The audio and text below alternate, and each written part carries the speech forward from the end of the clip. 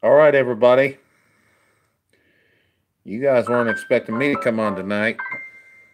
It's all good.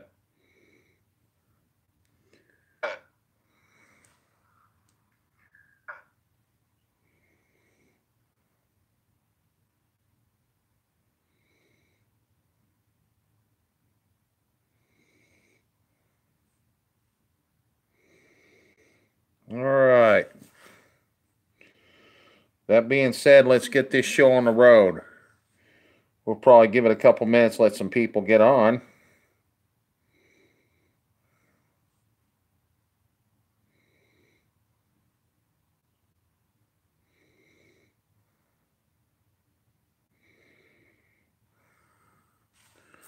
And we got one person on. So that's a good sign because that means I can get this show on the road. All right. Y'all are probably wondering what the hell's going on. What's the deal with Nancy Pelosi? Why am I talking about her? We'll make it simple. It's time we dig into her past. There is a reason why her past is very important. It all associates not so much with her, but with her family. And that's one thing you've got to understand. Okay, I want to make that clear.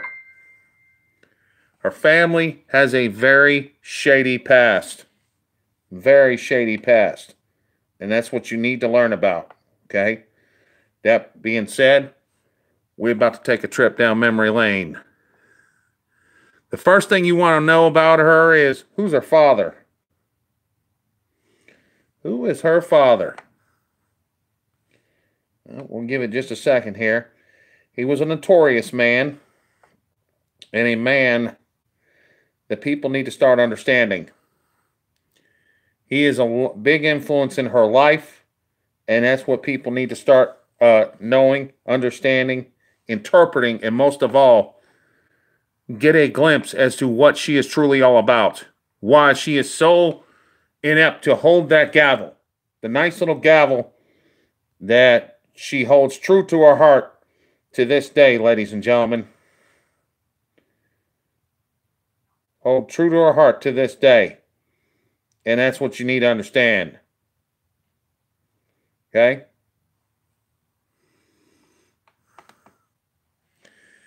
Now, who the hell's this guy? Her maiden name is Alessandro. Alessandro. Okay? How's that important? Well, let me give you a glimpse of why that's so important.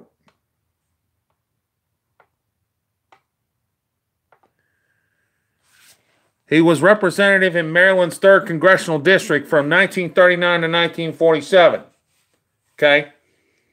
How's that important? I'll tell you why that's important. That's one step how she learned how to run for political office on that aspect. Okay? He was also the mayor of Baltimore, and that's going to be the most important part of this whole entire conversation. I want you to pay attention to that and keep that in mind. All right? Now, he was not a U.S. citizen. He was born in Montenadobo, there in Italy. Why is that important? Diane, how are you? Because he came from overseas. He learned from Calvert Business College in Baltimore, but before beginning his political career, he worked as an insurance and real estate broker. Okay? That's the backstory. But, there's a lot more to this than what people are not seeing. Okay? Diane, please share the video if you can. This next part is going to reveal some very shady things about this individual.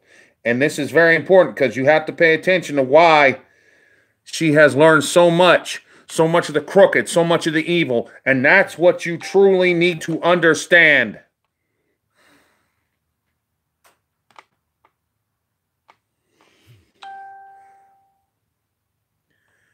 Friends of ours. Congresswoman Nancy Pelosi's father, Thomas Day Alessandro Jr., was constant companion of notorious mobster Benjamin Magliano. Remember that name, Benjamin Nagliano. Why is that so important? I will make that simple for you, ladies and gentlemen. Magliano was into organized crime. Okay?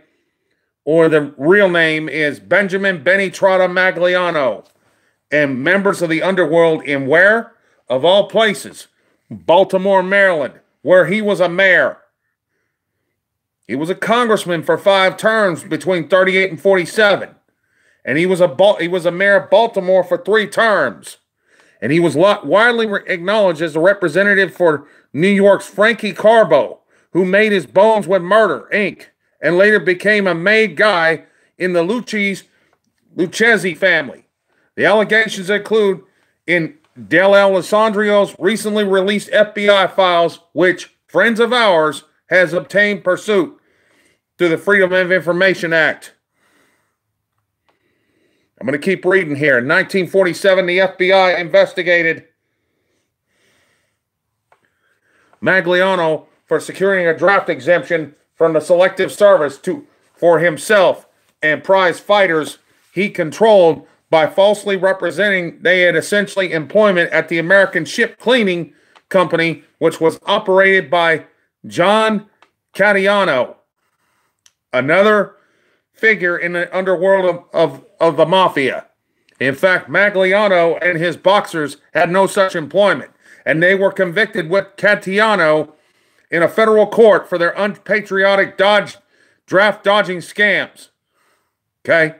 Now pay attention to this next part. It involves Thomas Alessandro. This is Nancy Pelosi's father, ladies and gentlemen.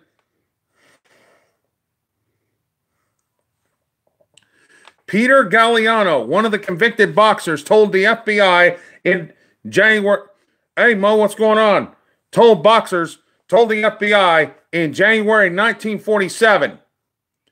Thomas Alessandro, keep this in mind, this is Nancy Pelosi's father now, was a constant companion of John Cattiano, Benjamin Magliano, and a name that was redacted. Makes you wonder who the other name was, ladies and gentlemen. It was reported that these individuals had worked hard for Thomas Alessandro re-election to Congress, and on his campaign at that time to become mayor of Baltimore, it was stated that John Cattiano and Magliano, during the time of this campaign, were under federal indictments for violation of the Selective Service Act for fraud against the government and were subsequently convicted in a federal court. Cattiano allegedly admitted giving large sums of money towards a Democratic campaign and stated that he would receive the sanitation contracts for Baltimore if Mr. Del Alessandro was elected mayor. See, that sounds like something Pelosi would do, wouldn't it? The apple does not fall far from the tree. Deplorable Dan, how are you, sir? At the time, the FBI never investigated Del Alessandro concerning this and numerous other allegations involving hoodlum associations and public corruption. Of course, while in Congress, keep this in mind, he made some friends as well. So he not only had mob connections, he also had government connections, because you're about to see an important name come up. Sat on the Appropriations Committee and was a friend of who? Was a friend of who?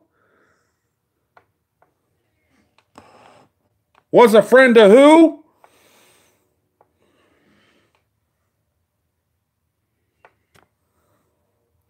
For example, an FBI memo dated back on March 27, 1946, from E.G. Fitch to D.M. Ladd exactly, provides Supervisor Orrin H. Bartlett advised me that while talking to Congress, Thomas D'Alessandro Jr., Democrat out of Maryland, on March 26, 1946, the congressman advised Agent Bartlett he was running for Congress again in the fall of 46 election, and then in 47 he was running for the office of mayor of Baltimore. That sounds like some mess Pelosi would pull. Like father, like daughter, ladies and gentlemen. This is the kind of crooked mess, folks, that our country is up against. Dealing with shady characters and crooked individuals, all for the purpose of personal gain. Thank you. Yes, J. Edgar Hoover, that's correct. Congressman D'Alessandro advised Agent Bartlett that since he had been in the Appropriations Committee, he had been back on the director and the Bureau 100%. So right then and there, ladies and gentlemen, you see the first major tie between Nancy Pelosi's dad, Thomas D'Alessandro, and freaking J. Edgar Hoover. Okay? And here in just a little bit, I'm going to make another connection. And it's not so much a connection. Exactly. Apple does not fall far from the tree. But worse, we had a United States president concerned about the situation involving Nancy Pelosi's dad. He has been the back of the director and the Bureau 100%, and further, that he was vitally interested in and completely satisfied with the results of the Bureau's work. Okay, now that's that one. Keep that in mind. Now, this one I can share on the Fed Up Warrior. Give me just a second.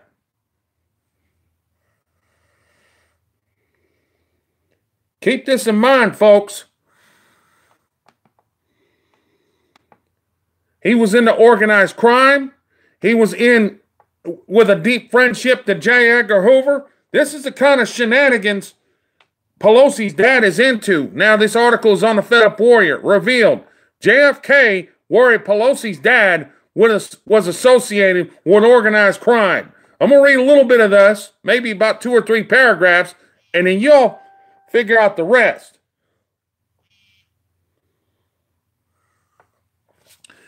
Grandparents.com described to House Minority Leader Nancy Pelosi as a power nana. This was last year this was put out. Who refers to herself in her family as Grandma Mimi. But Pelosi isn't exactly an average grandma figure considering her current corruption dates back to her upbringing in a politically changed environment heavily tied to the mafia. Pelosi's father, Thomas D'Alessandro, had close associations with, like we said earlier, Benjamin Benny Trotta Magliano, and as well as several other criminals. Secret deals are nothing new for Pelosi. And if it wasn't for her father, she wouldn't be making these backdoor deals. Okay? We're going to skip down to important parts. Despite excuses from Hoover, allegations continue to pile up. And President John F. Kennedy finally requested in 1961 that D'Alessandro's involvement with Baltimore hoodlums with favoritism in awarding city contracts. Remember the trash contract that freaking D'Alessandro awarded to his mafia pal? And protection for political contributors and the prosecution of local cases be investigated. Okay? Friends of Ours is an organization that put in a Freedom of Information Act request. If you did not see this earlier, that way you don't have to catch up so much. But according to them, Hoover advised the Baltimore and Washington field offices in a memo back on February the 6th of 1961, warning that investigations may show substantial derogatory information that will eliminate D'Alessandro's chances of appointment to the U.S. Renegotiation Board, a position President Kennedy wanted to give to D'Alessandro. You understand now why he was concerned?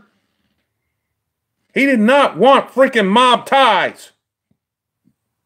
The FBI inquiry was therefore vague and lasted only a couple of months. Some witnesses, however, still allege that D'Alessandro was a constant companion of Magliano and other mobsters, though further pressing was somehow avoided.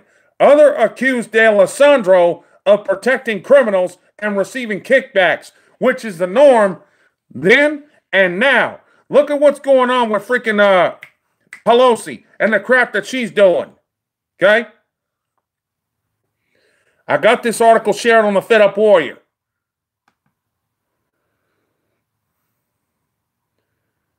This talks about how she got a nickname and all that other stuff. Now,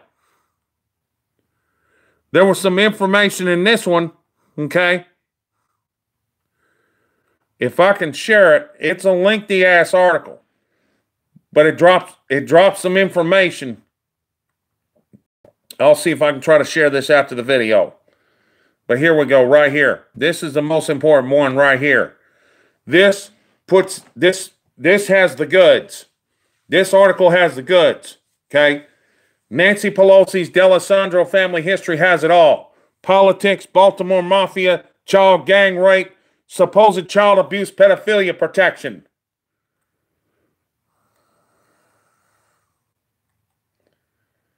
This is an image of Thomas D'Alessandro right here, okay? You're going to see a lot of photos here. Now, this individual right here, this is Benjamin Benny Trotta Magliano. Magliano was into organized crime. He was one of the people that benefited from those contracts. Keep that in mind because of D'Alessandro being the mayor of Baltimore.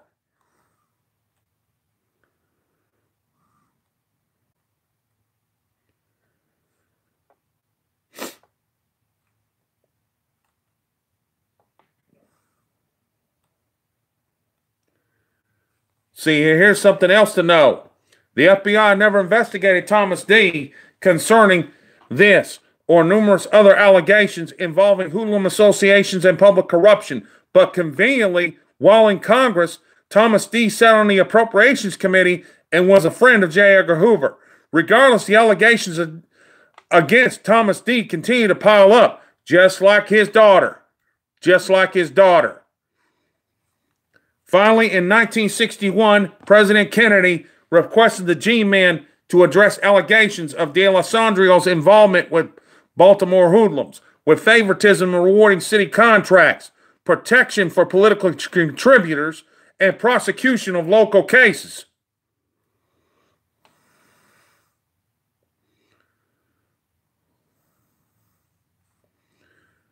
See, he wanted to put him on the renegotiation board. And then he found out he was part of the mob.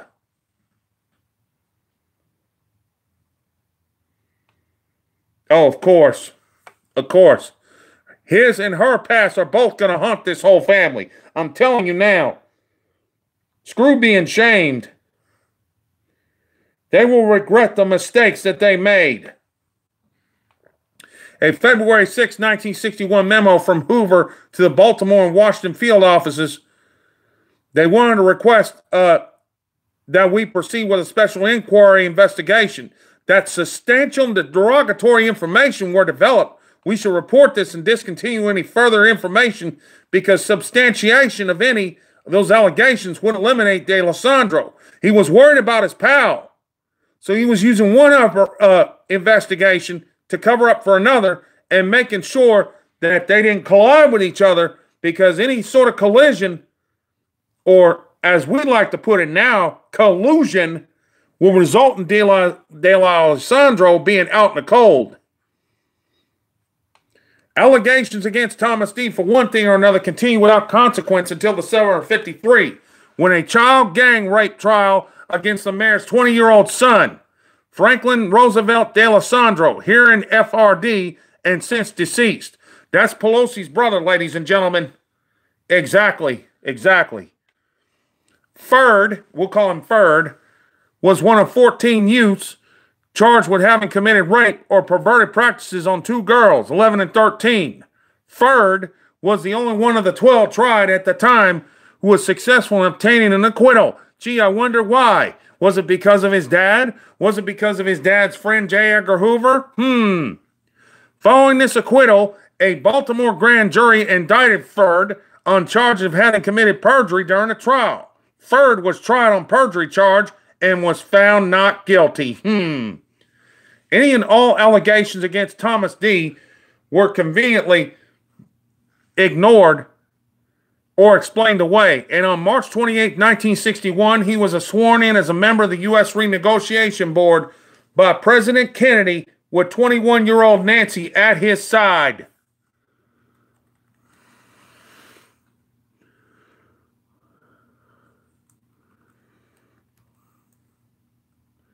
Let me see if I can eliminate this. Give me just a second.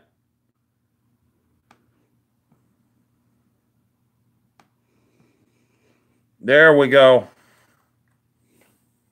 There she is right there, folks. Right there in black and white.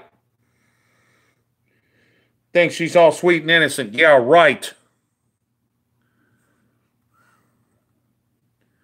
Around the same time that Ferd was going through his thing, the matriarch of the family, Anazia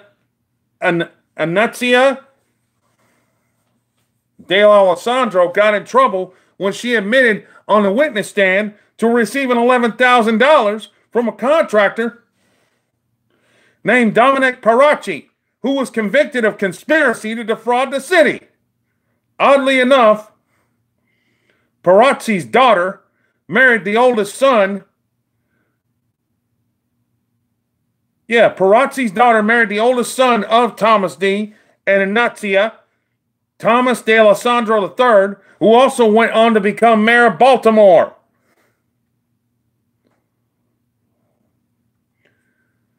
Being unable to find a complete De Alessandro family tree, this person was not able to confirm, okay?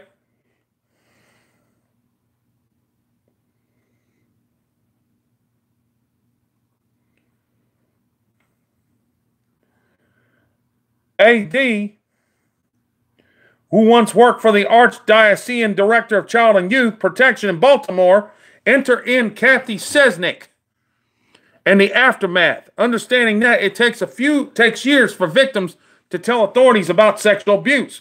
Back in those days, before Donald Trump, ladies and gentlemen, women that were endured by abuse were either ignored, or if they were a severe enough threat to the government found ways to take care of them. You think getting rid of witnesses because that what they saw, what happened with JFK was bad. Think about what was going on during that point in time, okay? That's what you have to remember. These people are truly, and I stress the word truly, sick. The fact that the statute of limitation expired for bringing a civil action against the church and school for enabling the covering up of abuse, and then the push to extend the limits via Bill 642 being unsuccessful. There was Kevin Murphy, a lawyer for the Maryland Catholic Conference, who argued that the bill, pointing to a weakness of human memory that could put accused citizens at risk. He also asserted that allowing victims more time to come forward would give sex criminals more time and opportunity to abuse additional victims. Allison de Alessandro offered up the same argument. The reality is that the perpetrator often remains in a position of close access to children until an allegation is reported to the civil authorities and the employer. For the sixth time, the bill died. Under State Senator President Mike Miller and Judiciary Chair Joe Valerio refused to let it come for a vote. Gee, I wonder why. The bill was finally resurrected, and while the new rules still aren't inclusive to all survivors, they give those sexually abused as minors the right to pursue damages from individuals offenders as well as organizations that allowed abuse up until 20 years after the reached majority age. The new law also enables victims to sue up until 3 years after the defendant is convicted of a crime related to an alleged incident or incidents. The Archdiocese of Baltimore has never publicly admitted that sex abuse, which is no big surprise. Look at all the things that have happened in the Catholic Church, ladies and gentlemen. Look at all the things that happen in the Catholic Church. That sex abuse in Archbishop Koch High School, which alleged to have affected at least 50 students in the late 60s, early 70s, actually ever took place.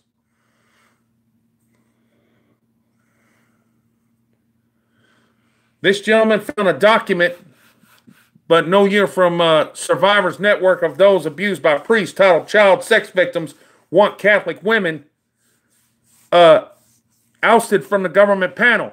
Guess who the woman was that wanted them ousted from the governor's panel?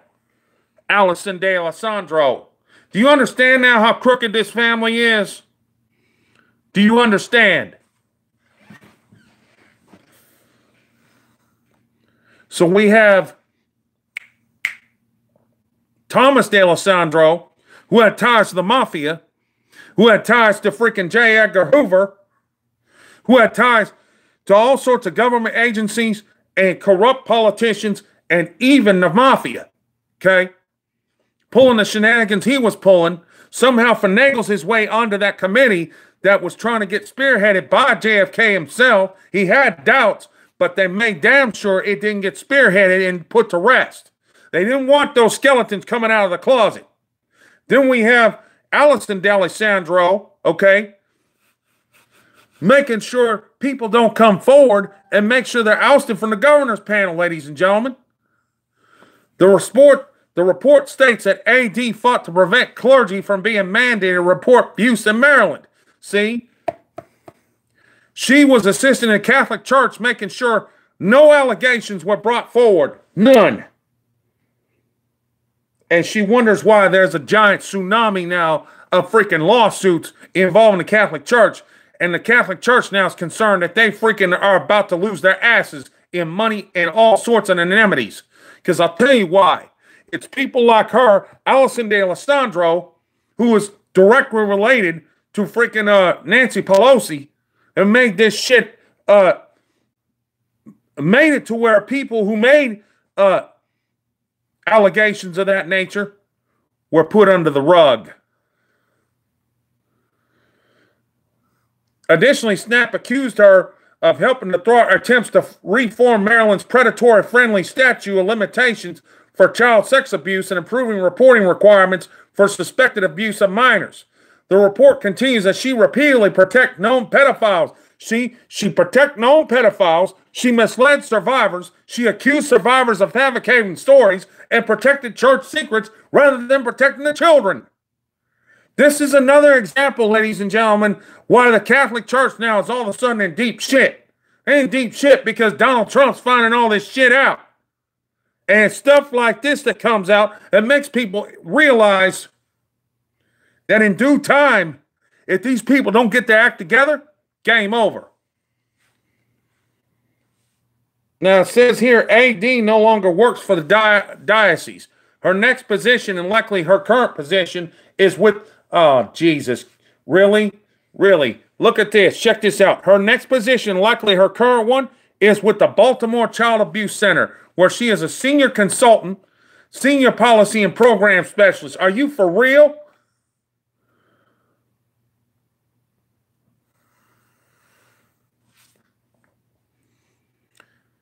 And then lastly, they discovered a tweet by the Maryland Catholic Conference advocating for the policy positions of the Archdiocese of Baltimore and Washington and the Diocese of Wilmington, dated back, you can't make it up, exactly, dated back February 4, 2016, in which Allison D'Alessandro and Kevin Murphy are slammed for protecting pedophiles and not children.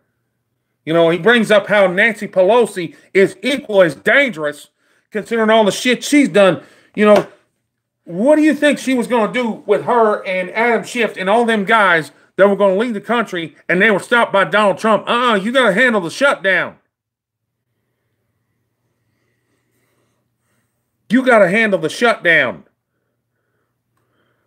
So all I'm going to say is this. Him and her and this whole damn family are all crooked, ladies and gentlemen. They crooked. No more games. No more pretenders. It is time for justice. It is time for justice. And here's the hag right here. Look at that. With Daddy right there present, swearing her in as congressman there in California. What's the perfect way to hide all your past? You get a new start going somewhere else, like California. So she's screwing up California using the same methods, same tactics, same initiatives as the father did in Maryland, ladies and gentlemen. And I'm going to wrap this up right quick. I'm going to end it on this. The key to these people is their past and their history and their family tree. Their family tree is going to decide, in most cases, what kind of behavior and what kind of mannerisms that they're going to post for themselves and people that they associate with.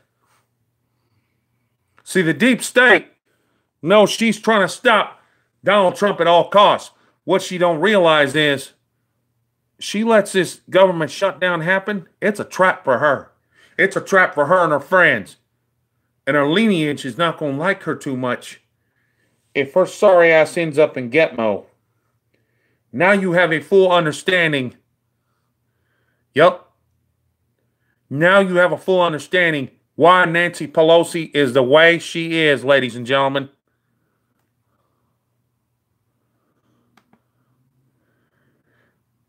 And the reason why she's the crooked as she can be kind of person is because of this man right here. Okay? With that being said, folks, keep sharing this video. I will do more lives. I'm going to try to do more lives on this channel. If you have not subscribed to this channel, please do so. Click the button notification. That way you know when I go live. I'm going to start trying to give you... Skeletor's a big shield, I agree. I'm going to start giving you guys heads up, like an advance notice when I'm going to do a live feed. That way you guys can get on here. I like to bounce back and forth between YouTube and Facebook. Not only that, I want to bring some traffic to this channel. That way, this is a historical sense of what we're dealing with and what kind of shenanigans these people are pulling. And there are things that the mainstream media doesn't even bother to bring up. You guys have a good night. Be vigilant. Be safe. And I will see you next time. Will do, Dan. I'll try to let everybody know if I can. Be safe, everybody.